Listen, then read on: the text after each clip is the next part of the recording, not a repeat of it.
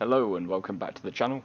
I'm Loudguns, and today we're going to take a look at a way to improve your returns rock mining by working with another person. So I've done quite a lot of content on how to solo various things and how to start out sort of from a solo perspective. But I know a lot of people are playing sort of in duos and small groups. Sort of I got into Star Citizen playing with one of my best friends. So I thought this was quite an interesting one to focus in on. Also, if you are solo, maybe this will encourage you to reach out in chat and grab yourself another person, because that's how orgs are formed, how gaming friendships are made. So if I can encourage you to get out there and make a bit more money than you would solo, then that's really the root of it. So just before we get going, I'd just like to say thanks to everyone who's liked, subscribed, watched the video. If these videos are useful for you, then just please consider dropping a sub, because I'll have quite a lot more content coming out as we go into 3.13, so probably expecting the new patch in the next week into the PTU, and as soon as I've got my head around some of the new features and how they might be used to sort of improve our gameplay, I'll be putting new videos out on them. Also, if you're watching this and you're thinking you'd like to try it, but maybe you're playing solo at the moment, please feel free to join our Discord. The link to that's in the video description below. So we're not a hardcore org, we're just a fairly casual social group. So if you would like to find additional people to play with, then please feel free to come and say hi. And I guess my final point is just if you are a brand new player, maybe watching my videos to see whether Star Citizen's for you, please consider using my referral code, which I'll flash up on screen, but I'll also pop in the video description down below. That will just start you out with 5,000 extra credits when you get in game, and it helps me out too, so it'd be much appreciated. So with all that said, let's get on to doing some ROCSpectoring. So when it comes to rock mining, once you've got your scanning technique down, once you've got your piloting down so you can land these deposits nice and easily, the key sort of hold up is the time that the rock takes to break each of the gem deposits that it mines. So what we're going to do instead is actually use the Prospector. Now the Prospector is not designed to break these gem deposits like this hadnite here, but what you will find is that if you're very careful, scan it first and then use 0 laser intensity, so you're not even going to scroll up at all.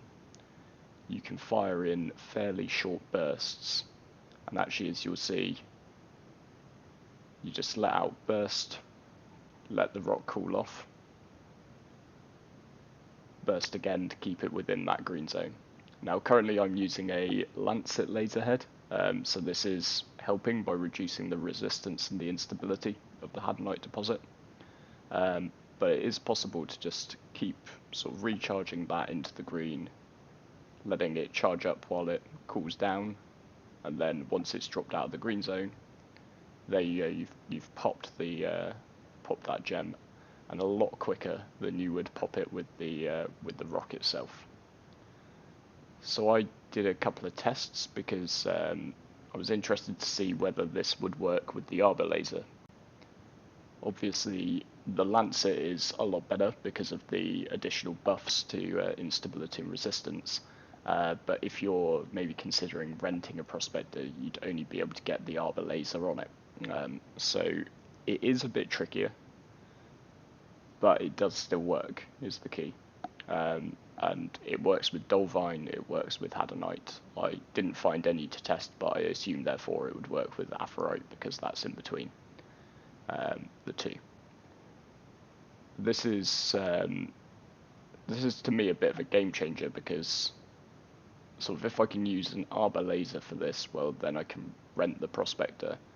The other things you'll need to accomplish this technique, you can also rent, so all of a sudden we're looking at sort of less than 100,000 credits in rental, and actually we can get to mining an awful lot of hadonite and other gems, which can really pale that investment in rentals into insignificance.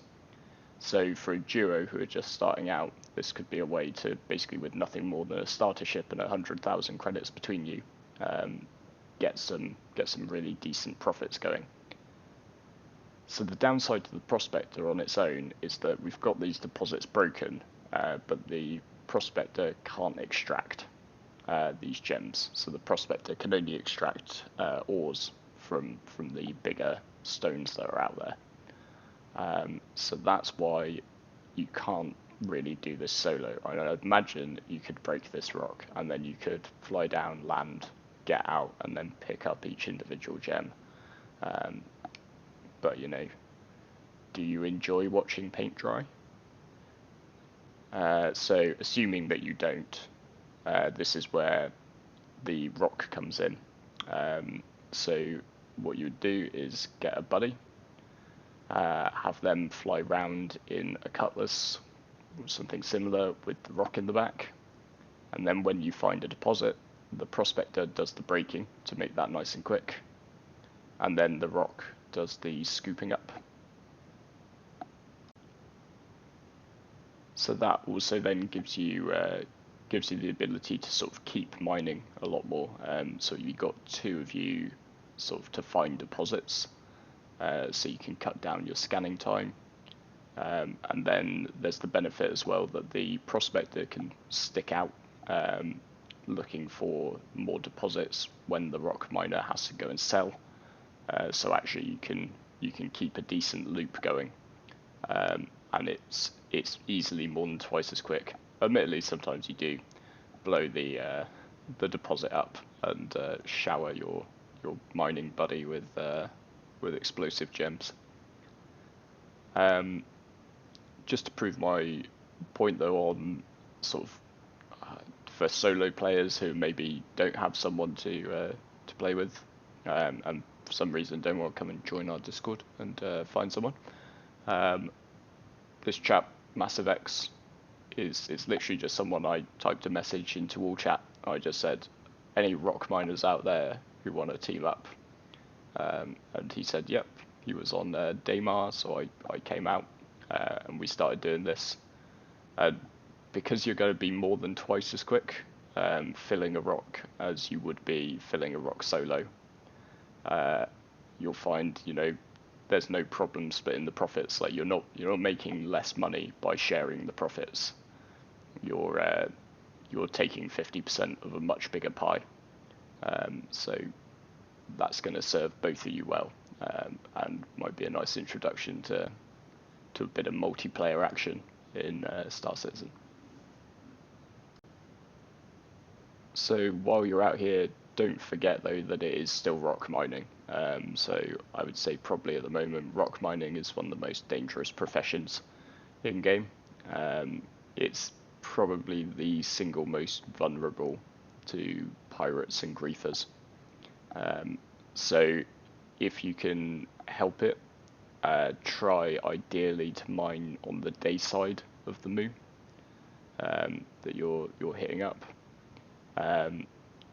The scans are pretty highly visible from a decent distance away. So sort of when we were doing some of this the other day, I could see my buddy scan from about 70-80 kilometers away. It gets worse at night, sort of on the night side of the moons.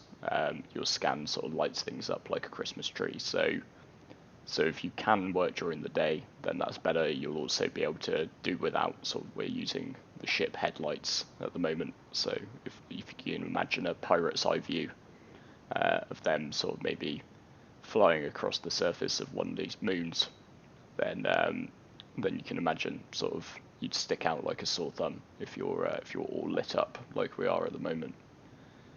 Similarly, pirates will tend to congregate around the landing zones on planets. So if we take my favourite moon for this, Ariel, for example, Ariel has two landing zones, HGMS Lathan and HGMS Bezdek. Those are the 2 points on the planet's surface that you can quantum jump to. So a lot of pirates will quantum jump there, and then we'll start circling from there. So it's worth it to, at the start of your session, just put like 100, 150 kilometers at least between you and that outpost before you start scanning, before you start looking for anything. It's always the case that, 15 kilometers outside of Bezdek, you'll come across a spawn of 7 Hadanite nodes. It's up to you whether you go for them, but if you're farming that close to one of the outposts, then basically expect to get pirated sooner or later. Even further out, there's no guarantee. So some pirates will be really out there looking, but you just do what you can to minimise those instances, and the 1 or 2 times that it happens won't hurt you so much. So, in terms of where to go to location-wise to do this, sort of the main mineral you'll want to be looking for is Hadanite, because it's so much more valuable than the other two, Aphorite and Dolvine. The best spawns for Hadanite are Aberdeen and Ariel. Daymar is the other one, which might be worth considering if you really want to hang out around Crusader. But yeah, I'd stick to Aberdeen or Ariel. Personally, I like Ariel more than Aberdeen. Aberdeen does have a slightly higher density of Hadanite, so a lot of people swear by Aberdeen. Personally, I find the landscape of Ariel is a bit more forgiving. It's flatter, there's less ravines and crags and stuff, and your pilot of the Cutlass and ROC is going to have to think about catching up with you when you find some Hadanite in the Prospector and landing. So the surface topography on Ariel is preferable to my mind.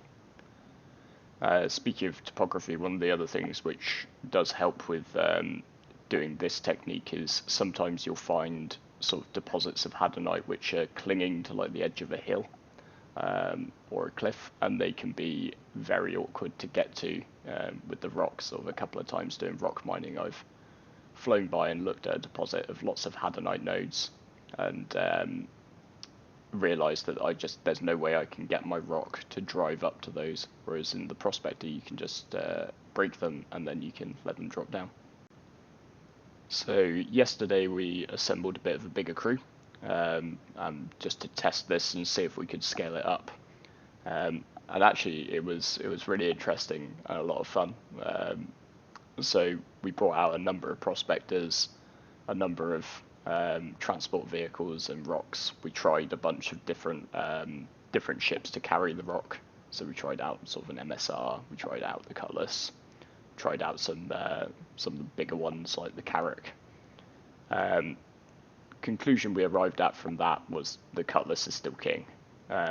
It's just small, nimble, easy to fit into a lot of landing spots, and it can be comfortably run by one person. Some of the bigger ships, really, you do just need a pilot and a rock miner, and that takes up 2 of your people.